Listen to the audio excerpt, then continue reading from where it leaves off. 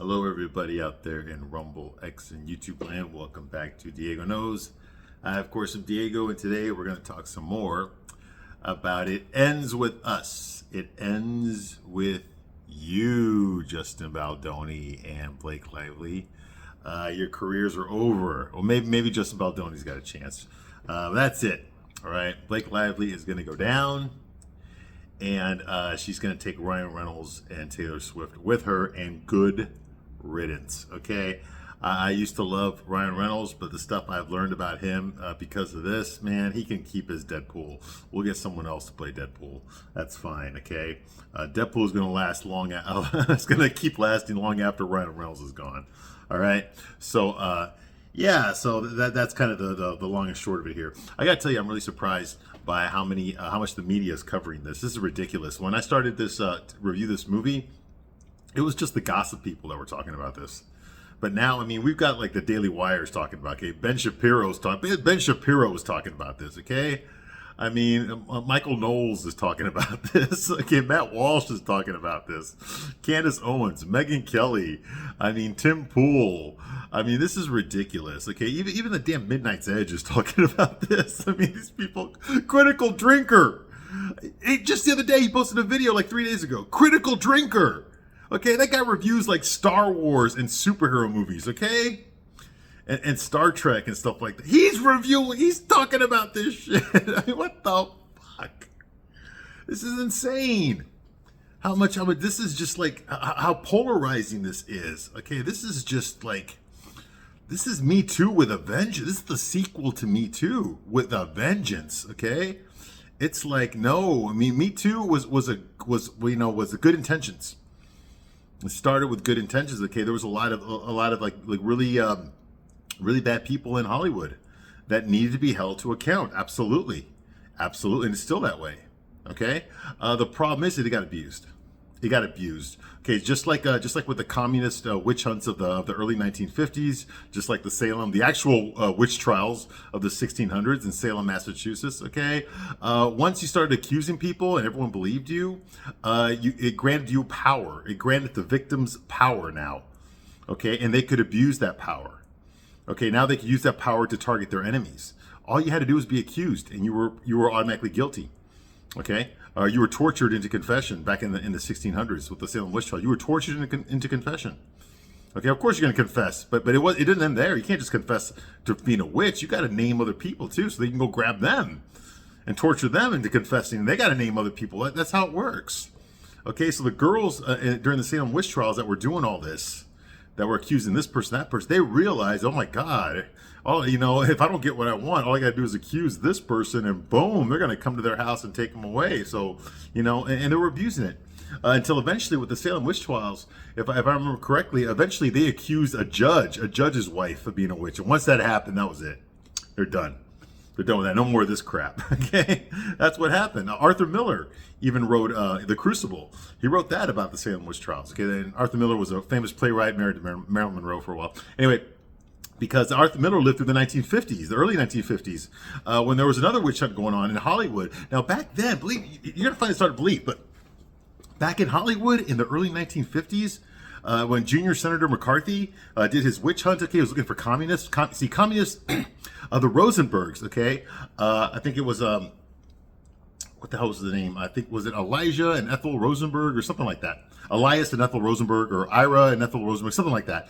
Okay, the Rosenbergs, apparently, they stole the secrets to the atom bomb and they gave it to the Russians. Okay, now they were a Jewish couple, okay, and they gave the secrets of the atom bomb to the Russians. So now the Russians knew how to make an atom bomb. Okay, well, the Rosenbergs were prosecuted. Ethel Rosenberg really had nothing to do with it other than being married to the guy.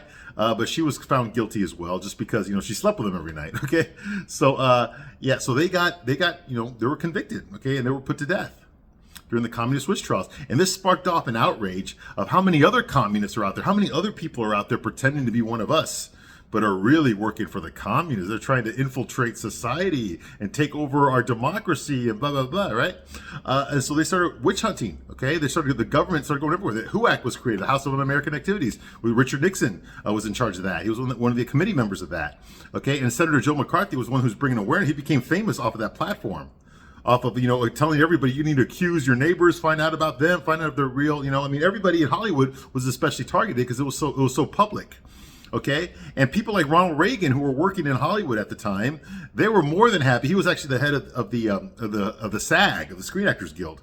He was the head of that at the time. He was naming people in order to cover his own ass because he'd been in the military before. So they approached him first. He was the president of the Screen Actors Guild, and he was naming people and giving it to the government. Okay, he was getting other people to rat out other people as being communists. Okay, so it was a big mess. Okay, lots of people. Eli Kazan, a lot of people were accused, and their careers were ruined.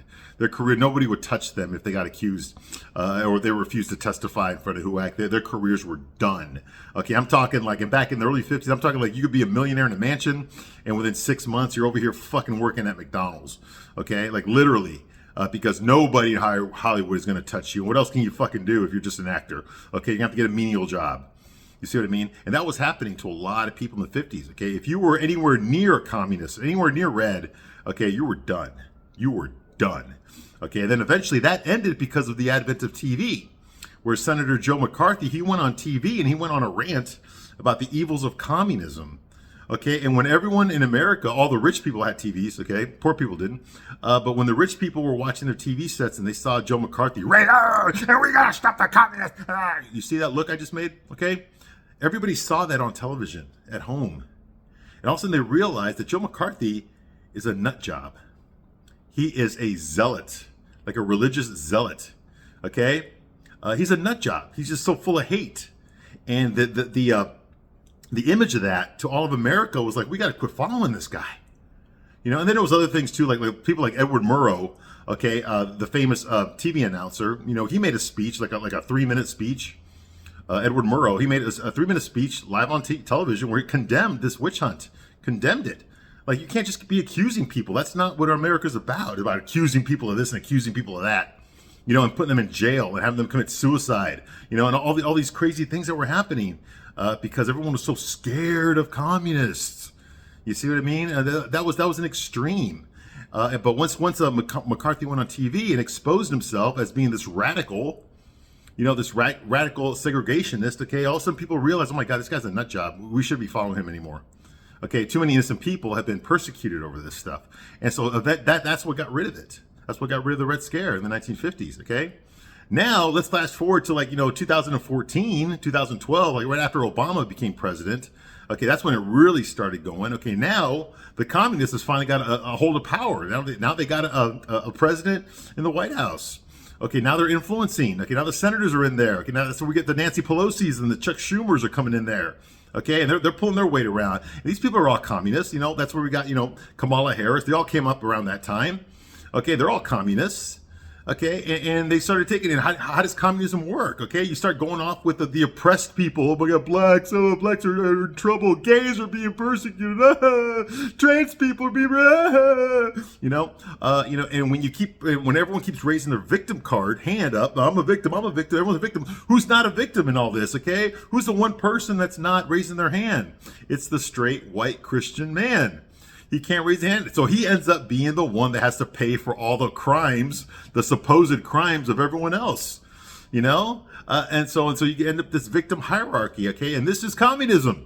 This is exactly what it is. We have to, that's where DEI came from. ESG, it all came from this crap. Okay. That's what they were teaching in the Ivy League schools. Okay, and those people were getting jobs at networks, getting jobs in the media, okay, getting jobs at Google, okay, Silicon Valley. That's where they're all going. The MIT, they're all indoctrinated at MIT. Then they get jobs at Google. Okay, you see what I mean? And so now these communist thinkers are taking over everything, and the Republicans, they're scared. They don't want to be accused. They don't want to be accused of sexual harassment. They don't want to be accused of being a racist. They don't want to be accused of being homophobic. They don't, so they just capitulate. And they give in because everyone's so scared. No one wants to fight back. Okay, and I really started seeing this in 2014. Okay, the corporations were doing this. Okay, they claimed they weren't doing this. And then as time went on, it's been like, oh, we got a problem with it. It's just equality. And it goes like, oh, the problem is not us. The problem is you. And then it's like, we got to stop you. And you're racist and you're transphobic. We're going to stop you. And then they started, forcing you to wear masks and making you get fucking injections and and all that kind of stuff happened. Okay, because the communists, okay, started enforcing it, okay? And we, the normal average American, we started fighting back. Okay, they've already failed. They failed years ago. And you know why? You know why the communist rhetoric failed? Do you know why all this socialist crap didn't work? The DEI, which is dying out now, okay, finally dying out. All this ESG crap, you know why it's going away? Okay, you know why it's failed? It's failed because the fact that we started fighting back means that it failed. All of this was supposed to happen without your knowledge, without you noticing. All this social change, all this communist social change, like I said earlier, okay, if you were a communist in Hollywood in the 50s, you got fired, okay? If you're not a communist in Hollywood in 2024, okay, you got fired. If you're not a communist, you got fired. Okay, now that's starting to change. Okay, finally we got started to change, all right? And that's a good thing, okay, because the people never went along with this. This was being enforced on us. The ruling elites, you could say, the elitists, they were enforcing this on us. They were telling us this was the cool thing, okay, but it really wasn't. And no one people were afraid to speak out against it. But now, once everyone started talking to each other in private, like on the internet, like we're doing right now, people started to realize, oh my God, they're not the majority. They're the minority. They just got the biggest microphone. That's all it is. You see what I mean? We want men to start acting like men again. We want women, and not be shamed because they want to act masculine. Of course, there's bad masculinity out there, okay? But there's also good masculinity, and that's not getting its day. That hasn't had its day in a long time. Same thing for women. Women all gotta be these butch boss babes and shit. And fuck that noise. Most women don't want to do that. Most women don't want to fight a 6'4" guy and beat the shit out of him and brag about it to everybody. No, most women don't want to get into that shit. You know, this is being enforced on them. This is being told this is what you need to be. Yeah, you see what I mean? And that's just that's a false narrative, okay? Hollywood is supposed to reflect culture. It's not supposed to make culture. You know, it's kind of symbiotic. It's a little bit of back and forth, okay? You know, Hollywood reflects what's happening in society, and then they kind of give back a little bit more to influence society, okay? But they don't ever just tell society this is what you are and this is how things are going to be. Hollywood can't do that. It's got to be a give and take. It can't just be one-sided. You see what I mean? And for the past 10 years or so, it's been pretty much one-sided. Thank God that's starting to change now. And now we know why. It's a lot of it was money. Hollywood was being subsidized by the government, by USAID, okay? The liberal Democrats were in charge of all that money, and they were sending it to the magazines. They were sending it to the trades. They were sending it to the studios. They were sending it, and to other countries, okay, to promote this shit. Okay, Hollywood was getting money. Disney was getting money from the government in order to make sure their movies were woke. You see what I mean? Because this was an arm that the government was using to make sure that everyone's indoctrinated into their ideologies. Okay, give money to Hollywood, make sure that they promote the message that we want them to promote, which is basically hate straight white Christian men. Okay, hate nuclear families. That stuff's all evil. Okay, the best families are single moms. Okay, the best relationships are gay relationships. Okay, black people are better than white people. Okay, illegals have more rights than actual citizens. A real woman is a trans woman. Okay, a female, okay, with a vagina is not a real woman. A trans woman is a real woman. This is what I'm talking about. Okay, this is and now that's starting to come apart. Now that's starting to fall apart. Thank God it is. All right.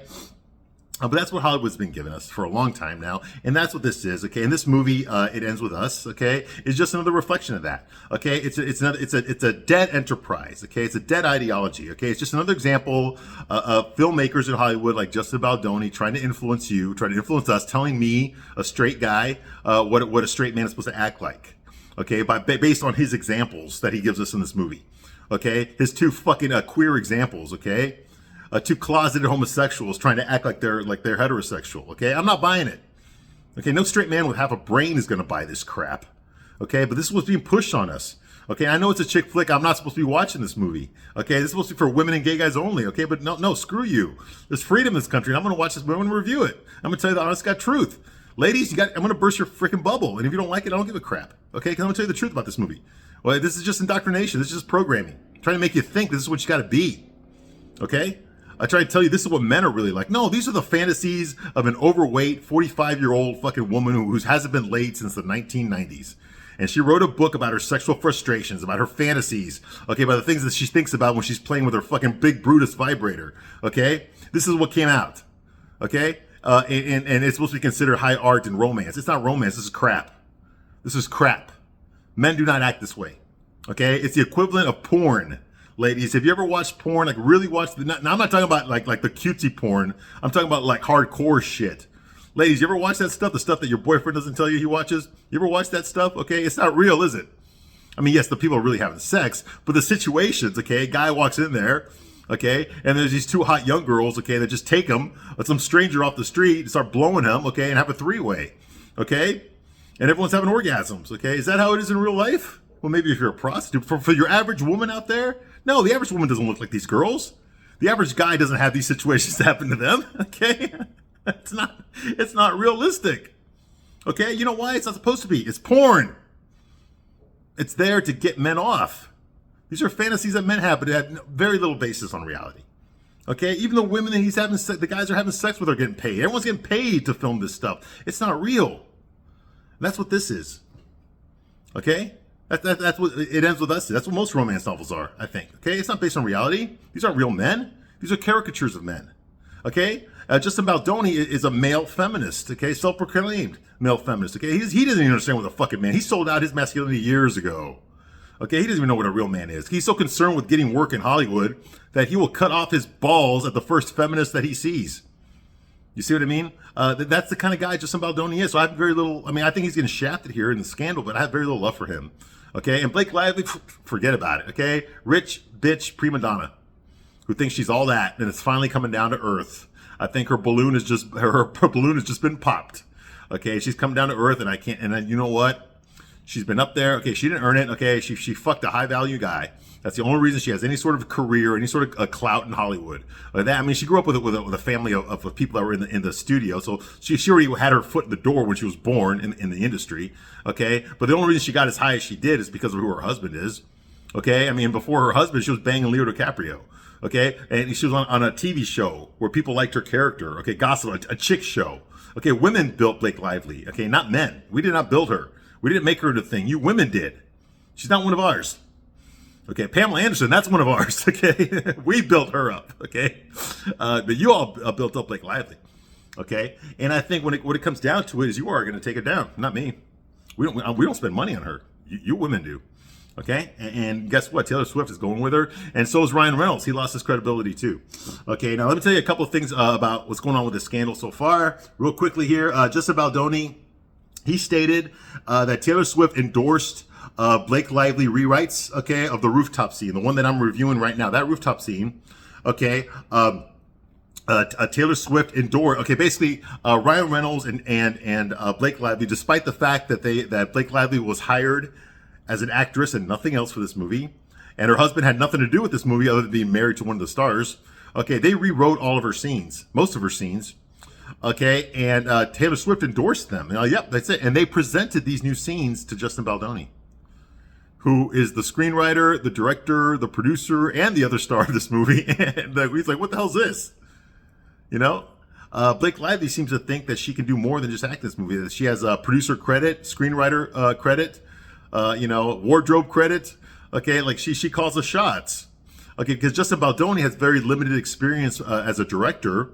Okay, well, Blake Lively has no experience as a director, but Blake Lively has more clout in Hollywood, so she can throw her weight around. She can make threats. Her best friend is Taylor Swift. Okay, and her husband is Ryan Reynolds. Okay, so that carries a lot of weight in Hollywood. You see what I mean? And she's going to leverage this against the producers, and definitely against Justin Baldoni. She's going to bully him into her taking over the movie from him. Okay, so that was thrown in his face. Okay, that she's going to rewrite her own scenes. Now, Taylor Swift does not deny talking to Justin Baldoni. She has admitted that she did talk to him, but that she thought it was an unofficial conversation. Okay, so yes, this is true. This is all true. It's all documented. All right. Now, meanwhile, Candace Owens, the pundit, okay, who I follow, I love Candace Owens. I even read her book. Okay, one of her books. All right, and I loved her movies too about how Black Lives Matter was just a scam. I saw that documentary she made. I do not like the way the Daily Wire treated her. I love Candace Owens. I'm going to follow her no matter what. I do not like the way the Daily Wire treated her at all.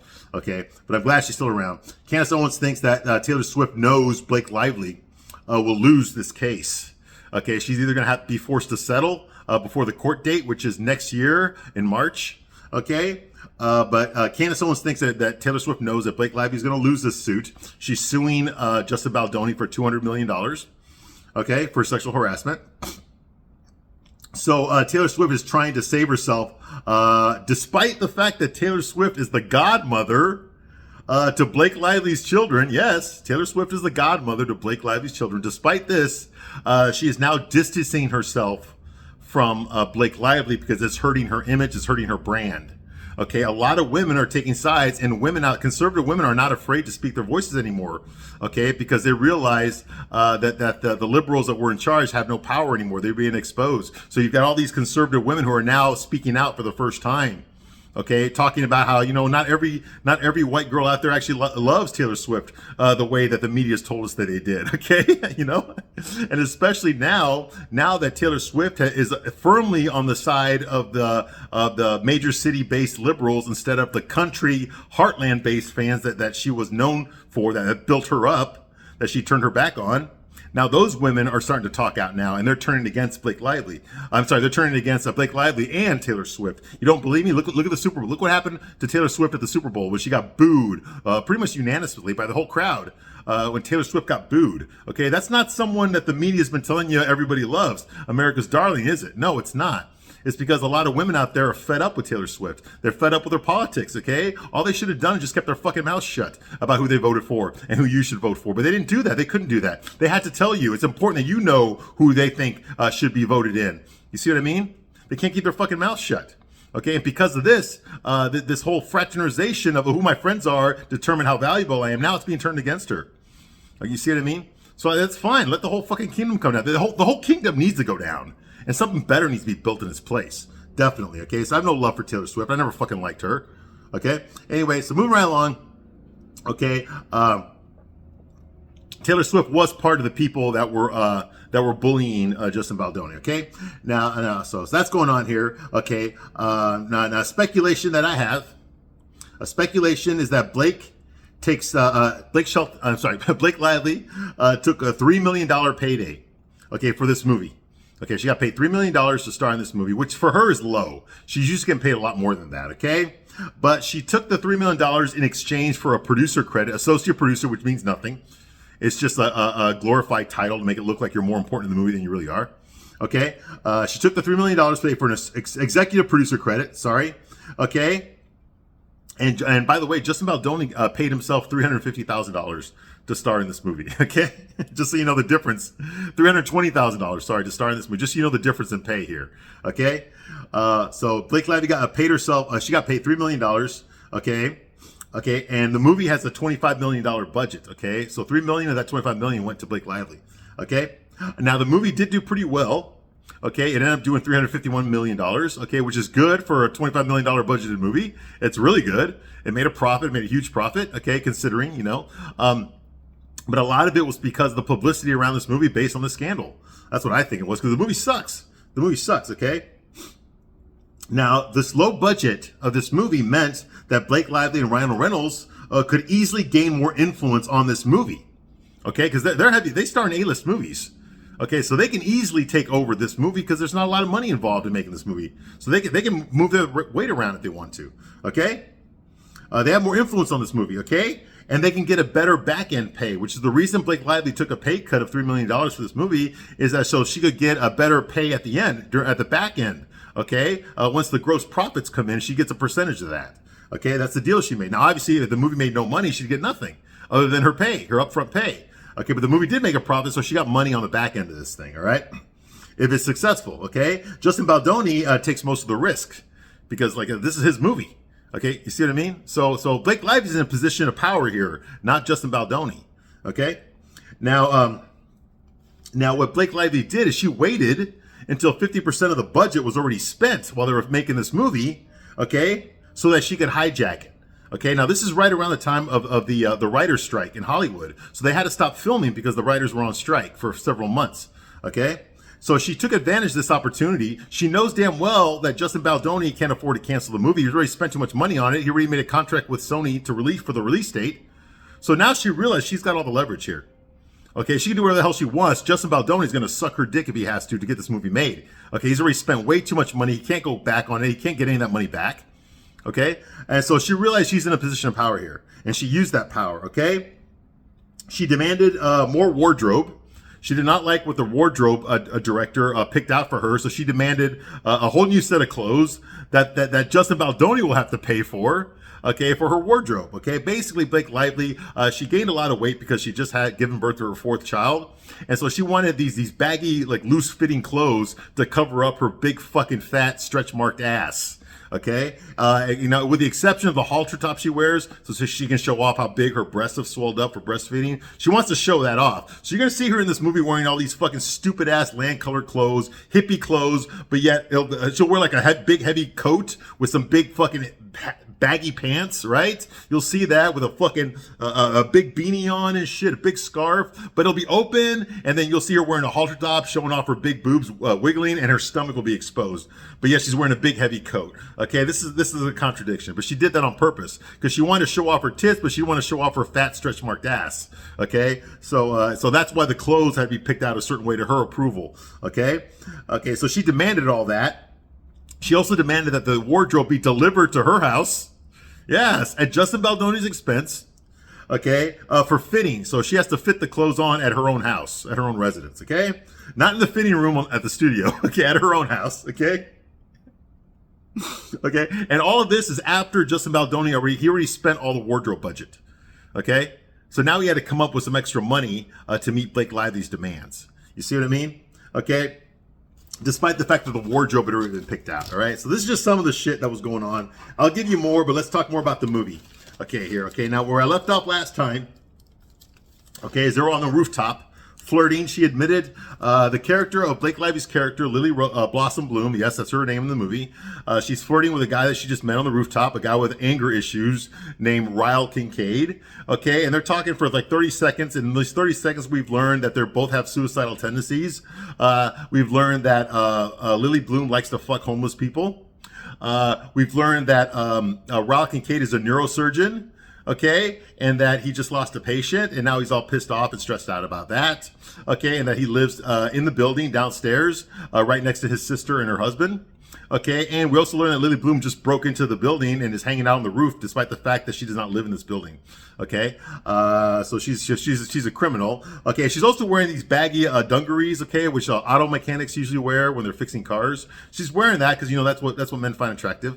Okay, and this is what she's wearing to seduce Ryle Kincaid, who, by the way, is more shredded than a Julian salad. He's wearing a black, sweater, tight-fitting sweater, expensive black pants, expensive watch. His hair is perfectly curly and coiffed. He's got the stubble like I got going on right here. All right, he looks like a freaking gay male prostitute, but supposedly he's straight. But no, I'm not making that up. Lily accuses him of being a gay male prostitute. She actually says that while she's flirting with him. I thought you were a gay male prostitute or a crypto bro or some shit like that, right? She doesn't believe that he's actually a neurosurgeon, okay? And I don't believe it either, okay? He also tells her that he's a player, okay? He tells her that by saying that relationships don't work out for him, okay? He's not good at relationships. He's better at just having sex with women. He actually tells her this while he's trying to seduce her, okay? And she asks him, does this ever work on women? And he's like, yeah, it works on all of them. Well, I hate to be the one to bust your bubble, but it's not going to work on me. Okay, I just fuck homeless guys. I don't fuck rich, white, good-looking guys that I meet on the rooftop of buildings that I broke into. Okay? I only fuck homeless guys. Okay, that kind of shit's going on here. Oh, yeah. Oh, by the way, let me tell you about maraschino cherries. Yeah. She talks about maraschino cherries. Don't ask. Don't ask. I didn't fucking write this movie. All right. Anyway, so he reveals that his pickup line worked on all women, right? Like I said, okay. And Lily tells him, well, I'm going to have to break your record, okay? Because I'm special, okay? I'm not some secret keeping, cheating, still in love with my ex, overweight, father hating, insufferable, boss bitch, demanding prima donna. That's not what I am, okay? I'm the girl that you take home to your mom. Unless mom's dead, then you're not going to say anything at the funeral, okay? Okay, she's like, and then she admits to being an unreliable narrator. Well, what the fuck? Just end the movie right there. What the fuck? She just admitted that she's an unreliable narrator. She said this in the movie. I'm not making this up. This is in the script. Now, I don't know if Ryan Reynolds wrote this part or if, which he probably did because he wrote all these scenes, or if Justin Baldoni wrote this. I don't know. But she actually tells Ryle Kincaid on the rooftop that she is an unreliable narrator. So how the fuck are we supposed to feel sorry for her throughout the rest of the movie if we cannot rely? The movie's all from her point of view. So we cannot rely on her point of view. Why the fuck are we watching this movie? How do we know she didn't make up all this abuse allegations? You see what I mean? She's unreliable. What the fuck? Can you imagine? It's like, imagine watching Saving Private Ryan. Okay, remember that movie a long time ago? Where the old man, he goes to the graveyard, Arlington Cemetery, to go see the gravestones of all those people that died trying to save him during World War II. Remember, he's old man, he's looking at, he has a flashback and all that stuff. And then at the end of the movie, he's like, oh God, I hope I lived a good life, you know, that kind of thing. Can you imagine after all of that, then it's like one of the grandchildren says, yeah, man, Grandpa's had Alzheimer's for a long time now. Can you imagine that? That would have undone everything that we just saw in the movie. Okay, well, right here, they're undoing everything before you even see it. Okay, in other words, what you're about to see, don't necessarily believe it, okay? Because she is an unreliable narrator, which is a nice way of saying that she's full of shit. Okay, she's full of shit. Okay, you see what I mean? All right. Anyway, so that's going on here. Okay. She says she's an unreliable narrator, but she tells him, you know, that you could try to fuck me though, okay? And we'll see how far I go. In other words, yeah, you can try to fuck. Now, they know each other for like 1 minute by this time, okay? Because one of the things that he said after she told him that she fucks homeless guys and she likes it, he told her, I want to have sex with you. You know? Yeah, that's realistic too, okay? So she basically gives him permission to try to seduce her, okay? So he pulls her up close to him, okay? And he massages her hands, works his way up to the shoulders, you know, notices her heart tattoo right here, her heart tattoo that she has. Okay, and he's about to kiss her. Okay, he's about to kiss her. Like, this is like 1 minute after they met each other. They're already like getting into the necking, all right? And then all of a sudden his cell phone rings. His cell phone rings and he has to leave, okay? And she's very frustrated because she was starting to get horny here. She was starting to get wet. And then all of a sudden the phone rings. He's got to go. Like immediately, okay? Okay, and so she's frustrated, okay, and starts laughing, okay, because she remembers that he really is a neurosurgeon. Like that phone call he just got wasn't a joke, okay, like he has to go back to the hospital or some shit, all right? Okay, and he lost a 6-year-old patient today. So she's frustrated, starts laughing. Okay, she forgot that 20 seconds ago he told her the reason that he was throwing a chair and was in a bad mood, okay, was because his 6-year-old patient who was playing with a gun with his older brother, the gun accidentally went off and the bullet went into his brain. He's a neurosurgeon. He was trying to remove it without killing the kid, and it didn't work. The kid ended up dying. Okay, that's the reason he was upset. She forgot all about that, and you know, 30 seconds later she's laughing about his awkward flirting techniques. Okay, yeah. You see where I'm going with this? The tone, how it's just shifting all these different directions. Okay, at one point you're breaking and entering, and then it's all of a sudden it's a suicidal situation, and then it goes into maraschino cherries, okay, and fucking homeless people, and how I can't handle relationships. Okay, well, you can try to kiss me and turn me on. I'll let you know how far you can get. To I want to have sex with you. To, oh yeah, by the way, my patient died. My 6-year-old patient died today. That's why I'm upset.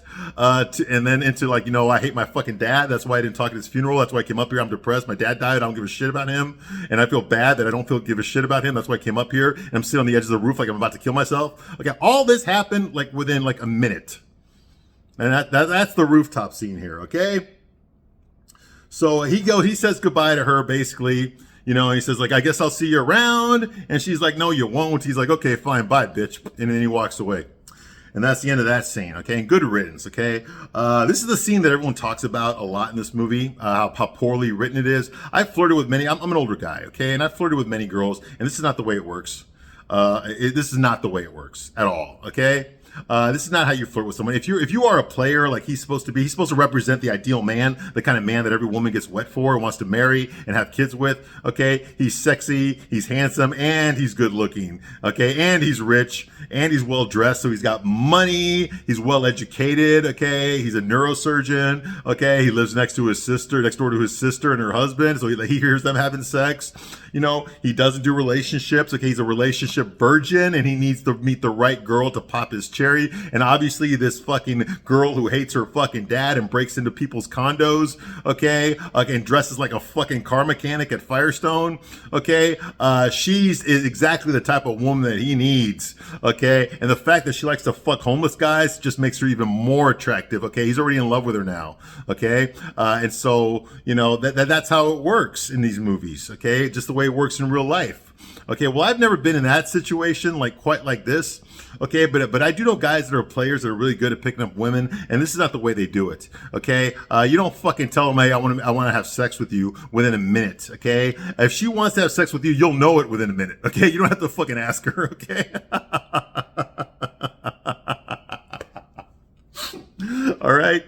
This is not the way it works, okay? I've never picked up a woman while it looked like she was about to commit suicide, okay? And I sure as fuck didn't endanger my own physical life, okay, just to flirt with her. I know that's what happens in these movies. Men threaten to kill themselves because that makes them more attractive. That gets the women all wet. Just like remember The Notebook? Remember that? How fucking, what's his name? Noah was hanging from the fucking Ferris wheel, threatening to let go and kill himself if what's her name didn't go on a fucking date with him. Remember that? Remember how women were all creaming in their jeans during that scene? Okay, whereas men, the straight guys that were there were like, what the fuck is this shit? I'm not gonna try to kill myself over some fucking bitch. You see what I mean? Okay, but you can't say that in a movie because that's sexist. A real gentleman would have killed himself for me. No, fuck you. Fuck you. Okay? All you fucking bitches out there that think that, you know what the problem is? The problem is you think you're 1 in a million. You think you're you're not 1 in a million. You're 1 of a million. Okay? You're 1 of a million. The only difference between you and men is we know that already. We already know we're not that special. We know we got to do something to earn it. Okay? The problem with you feminists is you think you don't have to do a shit. You're born with everything. You don't have to do a goddamn thing. That's the difference. And that's exactly the message that these fucking chick flicks keep promoting. That you're born beautiful. You're born high value. You know? That you're born to be the object of men's desire. You're not. You are not. No more than we are. I'm not saying women are better than men. I'm not saying men are better than women. Okay? I'm saying know your limitations. Okay? That's all I'm saying. Because, man, we have to live within our limitations. Okay? I know that you can see some fucking idiot fat guy like a Jim Belushi or something on a sitcom, okay, or John Goodman, or some fucking dad bod guy on TV. Yeah, he'll act like, yeah, man, I get all the girls, but we know he's just joking. It's funny. When you see David Harbour, okay, with his fucking beer belly and his double chin walking around acting like, yeah, I get a lot of girls. It's funny. You're just like, yeah, you do. Okay? You see what I mean? But in real life, those guys, we know damn well those guys are not sex symbols for women. It's just a joke. It's not real. But when you got some fucking fat ass unattractive girl like fucking like who's that fucking like Cynthia Nixon or some shit from Sex and the City, we're talking about how she's a fucking princess or shit. No, we're not. No, you're not. You're fucking ugly. You're fucking ugly. Maybe you were hot when you were young, but you're not anymore. It's not funny. You're fucking ugly. Look at Cher. Did you see Cher on Saturday Night Live, the 50th anniversary? She's fucking ugly. Now, she was halfway decent like in the early 80s and shit, but she looks like shit now. You see what I mean? There's your tough, strong, feminist woman right there. She looks like shit. Madonna looks like shit. And I remember when these women were beautiful. I remember when Ashley Judd was the most beautiful woman in the world for me. And they all look like shit now. Okay? But they think they don't. That's the difference.